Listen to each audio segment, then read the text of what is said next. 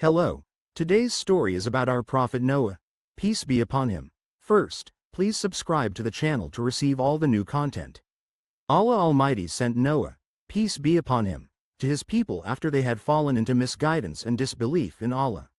He was the first messenger sent by Allah to the people on earth. The beginning of the disbelief of Noah's people in Allah was when they started worshipping idols that had been built by previous generations to commemorate their righteous men after their death. These statues remained for a long time without being worshipped, until that generation perished, and knowledge was lost. People then took those statues as idols to be worshipped instead of Allah. Thus, Allah sent Noah as a prophet and messenger among them. Noah, peace be upon him, began his mission by calling his people to believe in Allah, to monotheism, and to worship Allah alone. He reminded them of the benefit of following his commands and obeying him, which would result in the forgiveness of their sins and delay of their punishment, giving them time if they believed in Allah and His their appointed time written by Allah.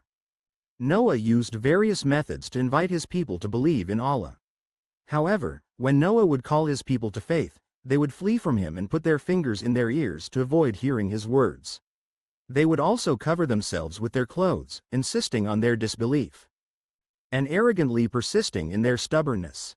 Noah called his people secretly and openly, in a loud voice, urging them to seek forgiveness from Allah, reminding them of the rewards for the repentant who seek forgiveness, such as Allah sending abundant provision upon them, blessing them with wealth and children, and making their land filled with gardens and rivers.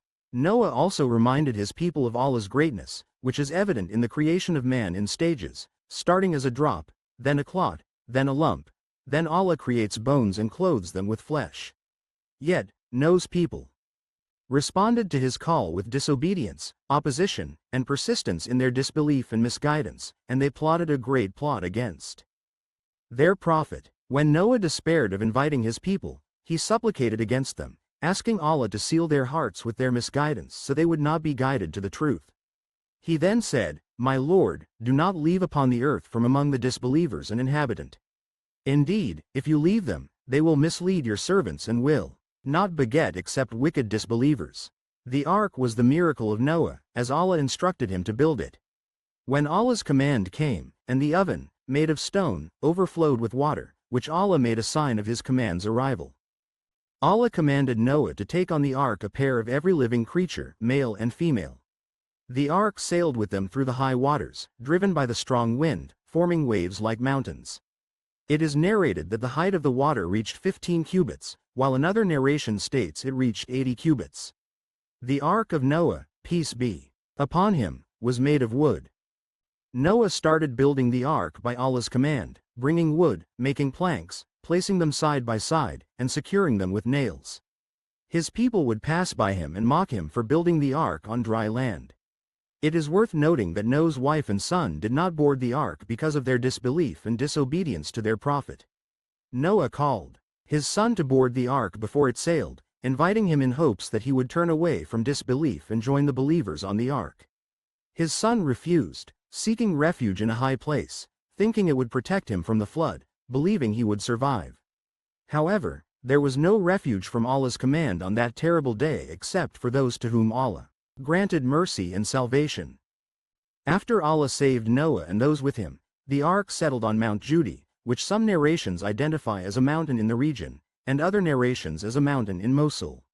The story of Noah, peace be upon him, offers many lessons, such as the agreement of prophets and messengers on the essential principle of faith, which is the monotheism of Allah and the rejection of polytheism. It also highlights the necessity of exhausting all methods in calling to the religion of Allah, as Noah used various methods hoping to attract the hearts of his people to faith. This included calling to Allah secretly and openly, day and night, using encouragement by reminding them of the immediate and future rewards for those who believe in Allah, mentioning types of rewards such as sending rain, increasing wealth and children, and using warnings by reminding them of Allah's punishment for disobedience, along with providing evidence of the truth of the message. Thank you for watching.